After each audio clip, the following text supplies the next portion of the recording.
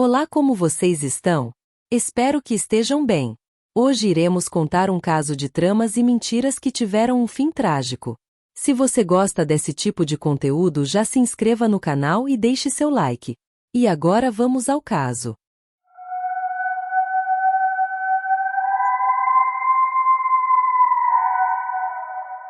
John Darwin veio ao mundo em um dia ensolarado de 14 de agosto de 1950, seu choro ecoando na pequena cidade onde começou sua jornada. Desde cedo, ele se dedicou aos estudos, trilhando os corredores acadêmicos por longos 18 anos antes de adentrar o mundo profissional. Seu primeiro emprego foi no prestigiado Barclays Bank, mas o destino o levou a uma carreira peculiar como guarda na penitenciária de Orton Pool, uma cidade portuária aninhada no condado de Dark, Inglaterra. Apesar disso, sua verdadeira morada era em Seaton Crew, onde residia com sua família. O encontro com sua amada Susan foi uma história digna de um romance apaixonante. Ela, uma jovem de apenas 17 anos, encontrava-se trabalhando em uma modesta loja, enquanto ele já ostentava o título de professor. O coração de John não resistiu à beleza e encanto de Susan, e ele a cortejou com fervor, recusando-se a aceitar um não como resposta. Assim, entre sorrisos e olhares apaixonados, iniciaram um namoro que os levaria ao altar quando Susan atingiu a doce idade de 21 anos. O nascimento de seus filhos, Mark em 1975 e o segundo, ainda em 1978, trouxe uma nova dimensão à vida do casal, preenchendo seus dias com risadas infantis e o calor de uma família unida. Enquanto Susan se ocupava como recepcionista de um médico, John mergulhava em seus empreendimentos imobiliários, buscando garantir um futuro próspero para os seus. Contudo, por trás da fachada de normalidade, as sombras da crise se insinuavam. As dívidas acumulavam-se, como teias de aranha, até atingirem a assombrosa cifra de 700 mil libras esterlinas, um fardo que ameaçava esmagar os sonhos e aspirações da família. A pressão financeira, aliada à busca incessante por status, conduziu John por um caminho perigoso, levando-o a tomar decisões arriscadas em nome da segurança financeira. A vida idílica que parecia se desenrolar na superfície escondia uma realidade sombria, à beira do abismo da falência. Os sorrisos forjados camuflavam as preocupações, enquanto a família lutava para manter-se à tona em um mar revolto de dívidas e incertezas.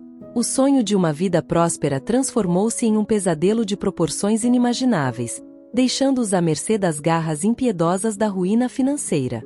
Para enfrentar o abismo das dívidas, o casal decidiu que uma medida extrema seria necessária: forjar a morte de John.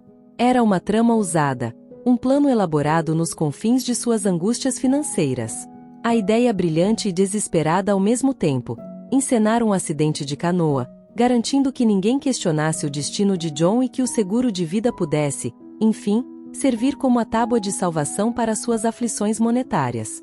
Assim, na manhã fatídica de 21 de março de 2002, John partiu para o mar, envolto pela névoa matinal, em sua modesta canoa vermelha, Kauê, que agora se tornaria palco de sua suposta tragédia.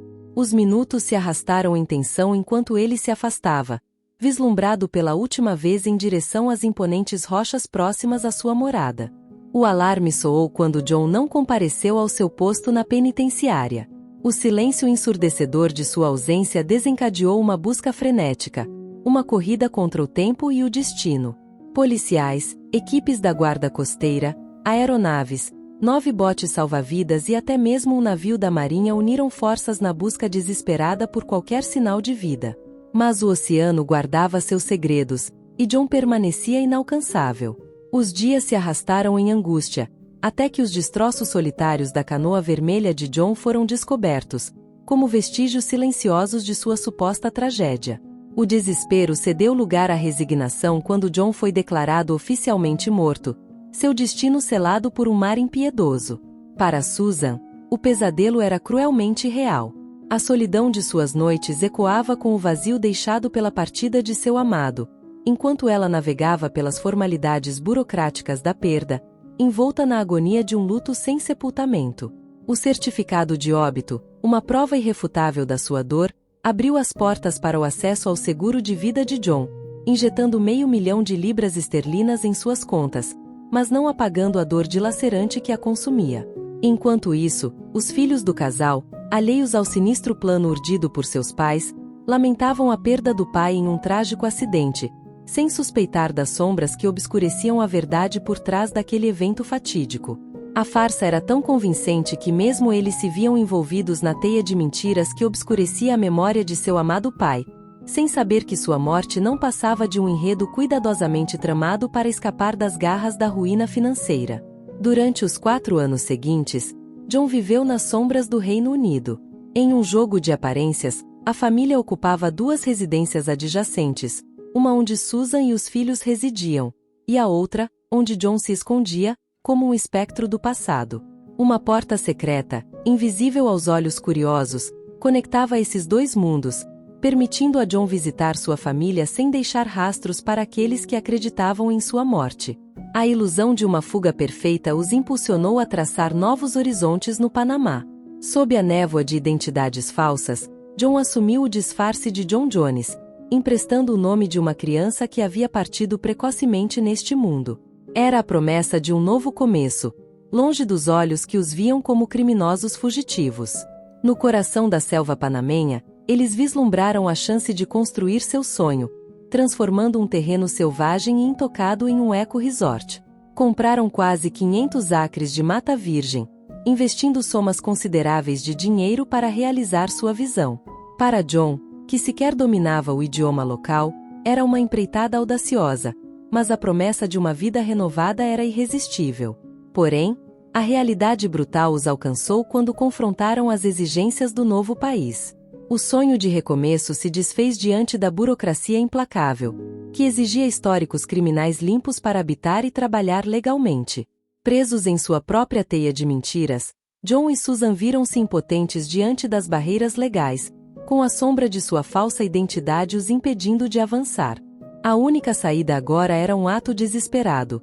John planejou se entregar às autoridades, alegando amnésia após o suposto acidente. Era um risco calculado, uma última tentativa de salvaguardar seus bens e sua liberdade no Panamá, onde a lei britânica não ousava penetrar. Era um ato de desespero, mas a esperança de um futuro sem amarras os impulsionava, mesmo diante do abismo que se abria à sua frente. O plano era uma trama complexa, tecida com fios de esperança e desespero, com o objetivo final de reunir a família e retomar o sonho do Panamá. John esperava obter uma carta de boa conduta policial, um testemunho de sua integridade que o permitiria retornar ao país latino-americano com seu verdadeiro nome, livre das sombras de uma identidade falsa. Em dezembro de 2007, ele se dirigiu a uma delegacia de polícia em Londres, com coração acelerado e esperanças renovadas, alegando ser uma pessoa desaparecida. Apesar da amnésia fingida e da ausência de documentos de identificação, ele recordou seu nome, John Darvin, e a cidade costeira de Seaton Cario, um vínculo com o qual a polícia pôde rastrear um dos filhos de John. O telefonema da polícia para o filho, que naquele momento celebrava um casamento, foi como um raio de luz em meio à escuridão. As notícias incríveis trouxeram um turbilhão de emoções, enquanto ele corria para encontrar seu irmão mais novo, ansioso pelo reencontro com o pai há muito tempo desaparecido. Legalmente, a polícia não tinha motivos para deter John naquele momento. Eles não faziam ideia do intricado plano que ele urdiu com sua esposa, tampouco os filhos estavam cientes de seus verdadeiros intentos. John seguiu para a casa do filho mais novo, mantendo a farsa de sua amnésia enquanto sua presença ainda pairava no Panamá. Enquanto isso, o filho, transbordando de felicidade, decidiu registrar o momento com uma foto do pai sentado no sofá, ainda desarrumado pelo choque do retorno. A imagem foi enviada por e-mail à mãe, como prova tangível de que o pai havia retornado.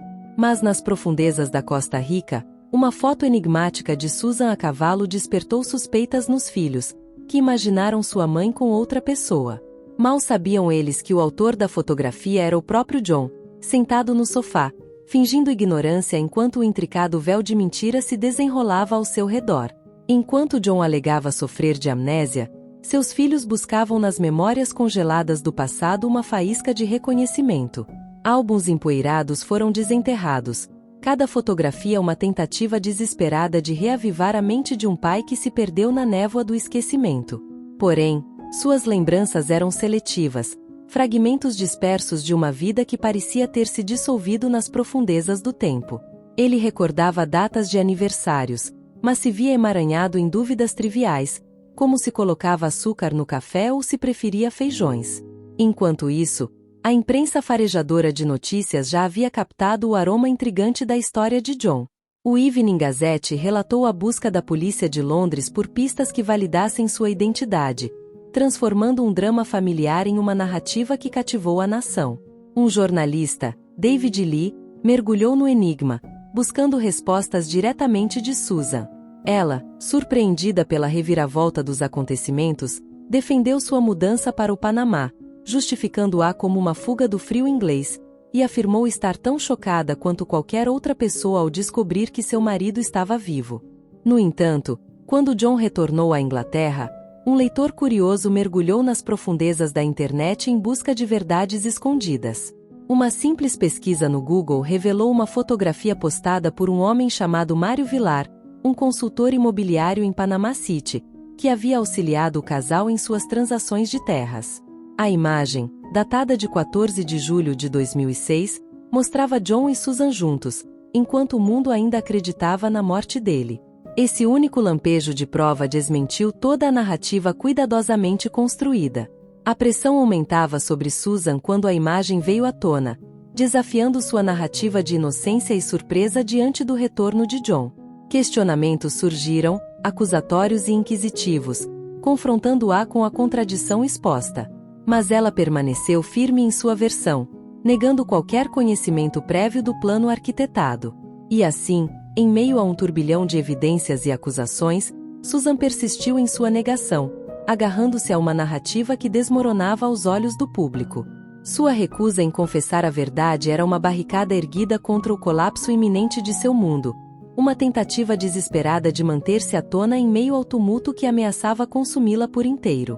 Os filhos do casal se viram mergulhados em um turbilhão de confusão e desilusão diante das revelações chocantes. A descoberta da foto incendiou um fogo de questionamentos que ardia em seus corações, consumindo-os com a dor da traição e da decepção. Como poderiam seus próprios pais ter mentido para eles durante todos aqueles anos? Essa era a pergunta que ecoava em suas mentes, especialmente para a mãe, cujas ações pareciam tão obscuras e incompreensíveis. Diante da revelação da verdade distorcida, os filhos emitiram uma declaração angustiada, clamando por distância emocional dos pais, caso fosse comprovado que eles haviam tecido uma rede de mentiras ao seu redor. Enquanto isso, a polícia continuava sua investigação implacável, conduzindo interrogatórios exaustivos, enquanto Susan enfrentava o aperto gélido das grades em uma prisão de segurança máxima, cercada por sombras de assassinos e criminosos violentos. John, em um ato de resignação, declarou-se culpado de imediato, aceitando a culpa pelo elaborado esquema que havia montado. Enquanto isso, Susan optou por uma defesa baseada na alegação de coerção conjugal, argumentando que havia sido manipulada pelo controle avassalador de John sobre ela. O julgamento, um espetáculo de dor e desgraça, desenrolou-se em meio à atenção implacável dos meios de comunicação. Testemunhos angustiados foram prestados pelos filhos, que agora se viam obrigados a confrontar a traição de seus próprios pais diante de um público ávido por escândalos.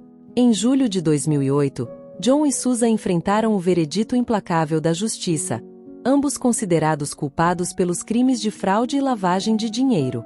6 anos de prisão aguardavam cada um deles, uma sentença que ecoava o peso de suas ações fraudulentas. Um dos filhos, ao refletir sobre o tormento que assolou suas vidas, expressou sua incredulidade diante da traição dos pais. A foto que surgiu em 2006, antes considerada uma peça adulterada, agora revelava-se como um espelho cruel da verdade. Enquanto John mentiu sobre sua própria morte e desapareceu por anos, a mãe manteve a farsa, perpetuando a mentira dolorosa mesmo após a revelação da verdade. E assim, os filhos enfrentaram um pesadelo inimaginável, presos em um labirinto de mentiras e traições que transformaram suas vidas em um inferno de desilusão e desespero. Enquanto os anos atrás das grades iam se desenrolando, em 2010, John tomou uma decisão que ecoaria em suas vidas para sempre. Pediu o divórcio. O peso das correntes emocionais era demasiado, e ele ansiava por um recomeço longe dos escombros do passado. No ano seguinte, em 2011, finalmente foram libertados da prisão, tendo cumprido apenas metade de suas sentenças. Contudo, a polícia, impiedosa em sua busca pela justiça, confiscou todo o dinheiro das contas bancárias do casal, totalizando mais de 500 mil libras esterlinas, tanto no Reino Unido quanto no Panamá. John decidiu então recomeçar em terras distantes, nas Filipinas, onde encontrou uma mulher 23 anos mais jovem, Marcy May. Juntos, embarcaram na jornada de um novo começo, erguendo-se das cinzas das ruínas passadas. Enquanto isso, Susan, após um período de reclusão em um abrigo em York, começou a trilhar seu próprio caminho. Empregou-se em um trabalho de meio período, ganhando algumas libras por hora, enquanto dedicava seu tempo a uma organização de resgate animal. Em parceria com David Lade, coautor do livro Eurofic-Tap, ela expôs publicamente sua versão dos eventos, alegando ter sido uma vítima da manipulação implacável de John. Susan hoje vive em Minas-Burro, um pequeno vilarejo, longe dos holofotes e da agitação dos dias turbulentos. Ainda assim, sua jornada de cura está longe de ser concluída, enquanto ela continua a enfrentar os fantasmas de um passado marcado pela traição e pelo engano. Enquanto o livro lançava luz sobre os segredos enterrados, revelando a sombra sinistra que se escondia por trás da fachada de um casamento aparentemente feliz, uma série de drama, Canoe. O ladrão, sua esposa e a canoa, ganhava vida. Baseada na perspectiva de Susan, a série prometia mergulhar nas profundezas da traição e da intriga que permearam suas vidas. No entanto, tanto ela quanto John se recusaram a cooperar com a produção, enquanto John continua a remar pelas águas calmas das Ilhas Filipinas, buscando uma paz que há muito lhe foi negada. O caso, uma teia intricada de mentiras e traições, ecoa como um conto saído diretamente das páginas de um roteiro cinematográfico, uma história tão estranha e surpreendente que desafia a própria ficção. E assim, encerramos mais um capítulo neste saga de redenção e recomeço, com a esperança de que a verdade, por mais dolorosa que seja, traga consigo a promessa de um futuro mais claro e luminoso.